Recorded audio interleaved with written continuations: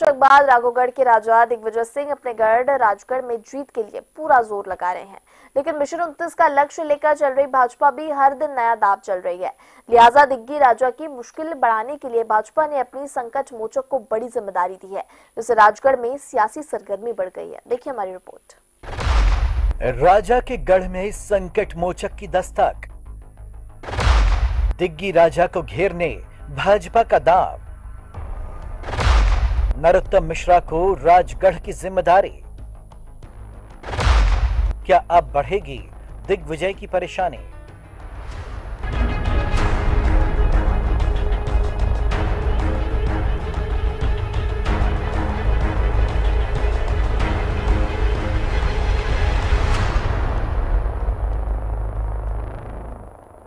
Mission 29 के तहत BJP ने कांग्रेस के दिग्गज नेताओं को घेरने की पूरी रणनीति बना ली है।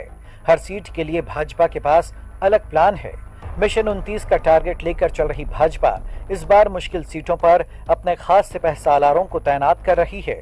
कमलनाथ को उनके गढ़ छिंदवाड़ा में ही घेरे रखने के बाद अब भाजपा की नजर दूसरी हॉट सीट राजगढ़ पर है, जहां से इस बार भाजपा प्रत्याशी रोडमल नागर की राह आसान नहीं दिख रही, क्योंकि उनके सामने पूर्व मुख्यमंत्री, कांग्रेस के चाणक्य, राज्यसभा सांसद और उस क्षेत्र के राजा दिग्विजय सिंह चुनावी मुकाबले में उतर चुके हैं। दिग्गी न केवल चुनाव लड़ रहे हैं, बल्कि चुनाव जीतने के लिए हर संभव प्रयास में जुट गए हैं। दिग्विजय सिंह पदयात्रा के जरिए अलग ही अंदाज में चुनाव प्रचार कर रहे हैं, जो यकीनन भाजपा के लिए थोड़ा मुश्किल बढ़ाने वाला है। ऐसे में भाजपा ने अपने संकट मोचक और शिवराज सरकार में गृह मंत्री रहे डॉक्टर नरोत्तम मिश्रा को एक मुश्किल टास्क दिया है, यानी उन्हें राजगढ़ भेजकर सीट जिताने की जिम्मेदारी सौंपी है। दरअसल पिछली सरकार में विपक्ष जब भी सरकार को घेरने की कोई रणनीति बनाता था, तब उसे असफल करने की जिम्मेदारी नरोत्तम मिश्रा संभालते थे और विपक्ष की प्लानिंग धराशायी हो जाती थी। लिहाजा भाजपा राजगढ़ में चुनौती को भांपते हुए एक्टिव मोड में आ चुकी है। भाजपा की न्यू जॉइनिंग टोली के संयोजक के रूप में लाखों कांग्रेस नेताओं और कार्यकर्ताओं को भाजपा में शामिल करवाने वाले डॉक्टर नरोत्तम मिश्रा को भाजपा ने इसीलिए ये बड़ा दायित्व दिया है।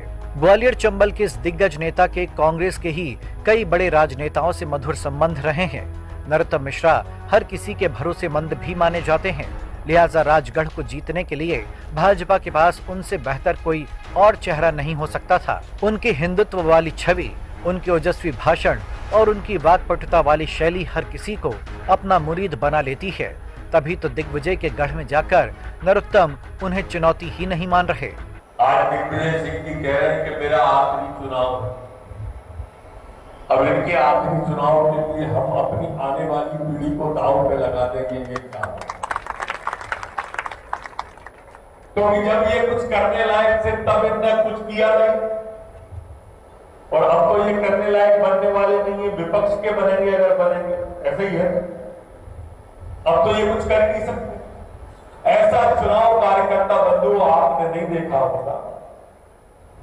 जैसे कोरोना और कोरोना का लॉकडाउन आप लोग अपनी जिंदगी में कभी नहीं देखोगे दोबारा, वैसे ही ऐसा चुनाव नहीं देखोगे आप कार्यकर्ता हो। आपके पास में आपका वैश्विक नेतृत्व है प्रधानमंत्री के रूप में नरेंद्र भाई मोदी, है क्या नहीं है?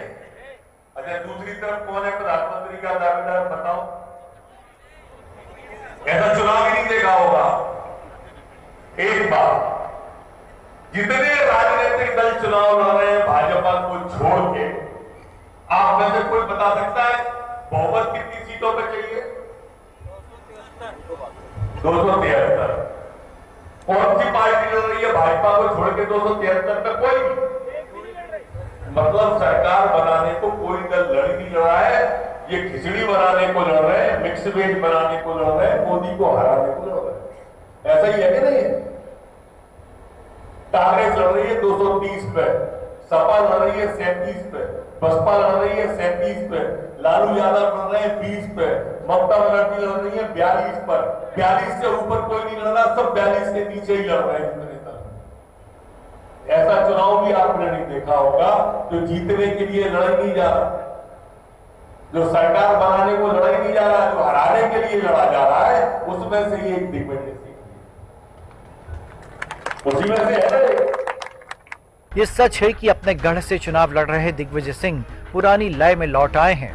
उनके सामने भाजपा के 2 बार के सांसद रोडमल नागर प्रत्याशी हैं, जो मोदी लहर और पिछले चुनाव में कमजोर कांग्रेस प्रत्याशी होने से चुनाव जीत गए। लेकिन इस बार रोडमल की राह आसान नहीं दिख रही, क्योंकि ये महज दिग्विजय की हार जीत का सवाल नहीं, बल्कि उनके राजनीतिक अस्तित्व का सवाल है। साथ ही उनकी हार जीत से उनके बेटे जयवर्धन के राजनीतिक करियर पर भी असर पड़ेगा। ऐसे में दिग्विजय पूरा दमखम लगा रहे हैं। दिग्विजय के चक्रव्यूह को तोड़ने के लिए ही भाजपा ने अपने अनुभवी सेनापति डॉक्टर नरोत्तम मिश्रा को दारोमदार दिया है। देखना यही है कि राजा दिग्विजय के चुनावी दांवपेच का तोड़ पंडित नरोत्तम मिश्रा कैसे निकाल पाते हैं, क्योंकि अब यहाँ रोडमल नागर से ज्यादा प्रतिष्ठा नरोत्तम मिश्रा की दांव पे लग चुकी है।